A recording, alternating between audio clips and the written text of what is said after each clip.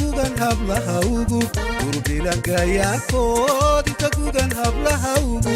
gurbilangayakood ama waxagayo goostay ekagari waa adiga ekagari waa adiga ekagari waa adiga ekagari waa adiga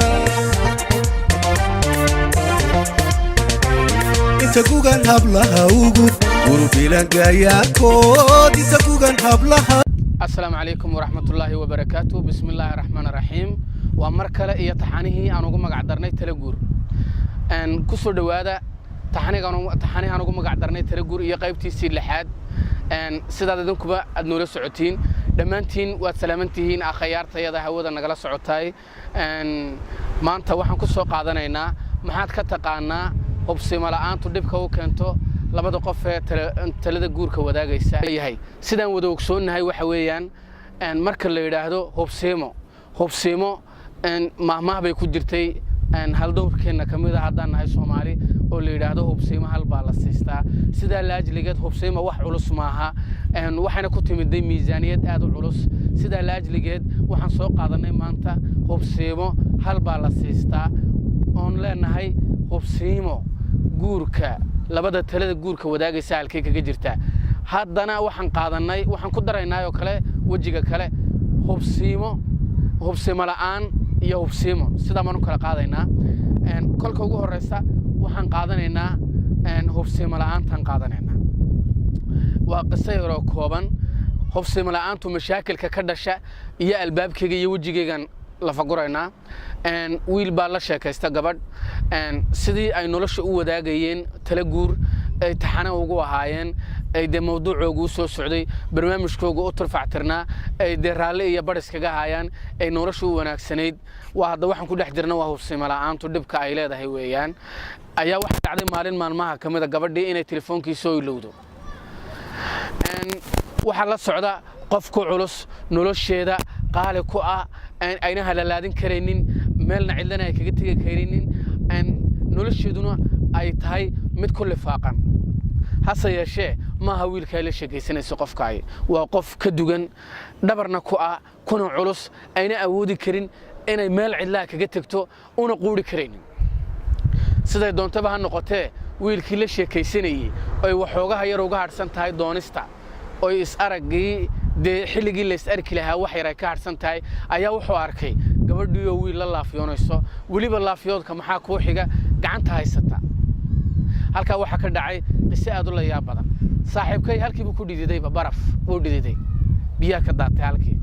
isla markiiba telefoonkiisii buu kala furay lambarkiisii buu raadciyay khalkhal lambarkii buu garan waayo 10 jeer buu telefoonkii furay haddana uu ku noqday uu furay uu ku noqday uu helay lambarkii buu garaacay waaba lambarkiyo de sulonse ku jira aan dhacaya hase yeeshee aan la qabanayn sulonse ku jira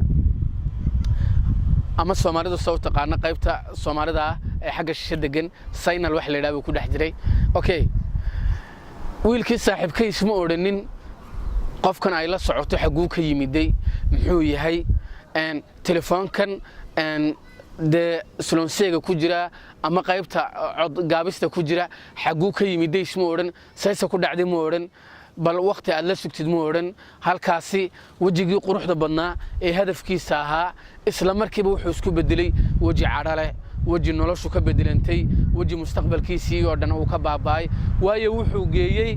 aragtida shakhsiga ay la socoto inuu halkiisii galay si guda jirno wiilkani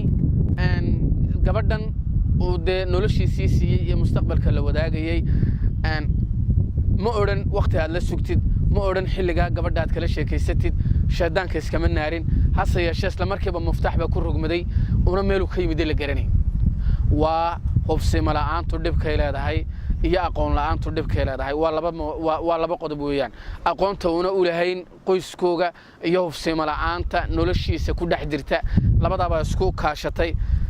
ninkani aanay macnaayeen ninkani wuxuu ahaa waaniga inii sheegay nin dhabar ah nin hal door ah nin qaali ku ah nolosheeda marka isaga loo eego nin ka nolol dheer intaysa soo yaqaaneen ay wax wadaagayeen oo meel wax ku wada cunayeen madaxaaga waxa ku dhex jira tolow ninkaayo waa ayuu oran doonaa madaxaaga waxa ku dhex jira tolow ninkaay xaguu ka yimiday madaxaaga waxa ku dhex jira sidee bay ku dhici kartaa inay qof kale u raacdo madaxaaga waxa ku dhex jira maba dhici karaysaba laakiin de waxa weeyaan waa walaalkeegii qaaliga ahaa weeyaan ay hooyo wada dhashay aabba wada dhalay weeyaan maxaa ka qaalisan shalay isaga baratay kun la sheekaysa koona ka guursaa leeyri laakiin kani waa walaalkeed ninkii ay nolosha ay hooyo iyo aabba ay wada dhashay ay meel wax ku wada cunayeen weeyaan saaxiibkay aqoon uma lahayn walaalkeed saaxiibkay hubsiimadii de hal baa la siistaa leeyri ma isticmaalin isla markiiba furku dheesha ka tuuray haddaba marka la isku hor yimid maxaa dhacay teetu ka daran baa dhacday ma waxaad socotaba inaad telefoonkiina iga qaban weydo adigoo waliba aniga ay arkaya in buu ku dardaray adigoo waliba aniga ay arkayo ila socda ayaa si laafiyood ah oo bareer ah inaan ula socotay caynkaayo visaajkiisu saaya oo carcaranaya gabadhii qaaliga ahayd waxay tiri ay naxariistu ku lamaanayd horta sheedaanka iska naarbay tiri waxa tahay ninka nolosha inaan la wadaaga doonayay waad ka ballaaran tahay sida maalinta waan gartay maalin si dheer ma waa shalay galabtii sheedaanka bal iska naar inanka iimaanad weydiin wuxuu ahaa horta hubsima hal baa la siistaaye hubsabay ka tiri muxuu hubsanayaa laakiin barorta qaylada ka weyn isaga shalay bay wax ku dhaceen maanta ma aha tii shalay baa isaga ku weyn waxa tiri wiilku walaalkay buu ahaa saaxiibka intuu sidaa uga sii jeestay buu yiri waan naqaanaa sheekooyinkan dumarka inantii waxay wadaba way carootay waxay tiri sidaad moodaysay maaha arrinkuna sida uu ka bedelan yahay mawduucu uu dhammaan kari waayay waayo wuxuu leeyahay qaybo badan buu leeyahay hubsimo la'aantaan ka soo qaadanayno laakiin hadse yeeshee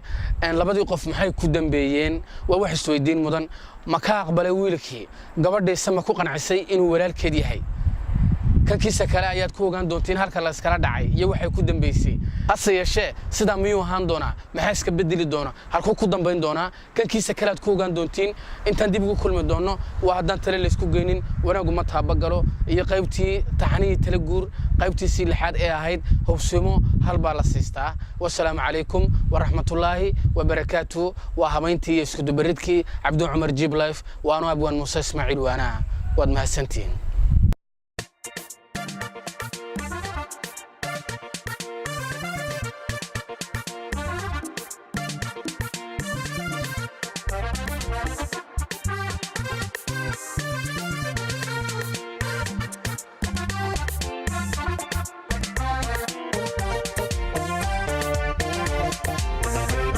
tagugan hablaha ugu urbilagayakood tagugan hablaha ugu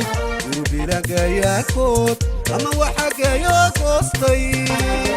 egagari waa adiga egagari waa adiga egagari waa adiga egagari waa adiga tagugan hablaha ugu urbilagayakood tagugan hablaha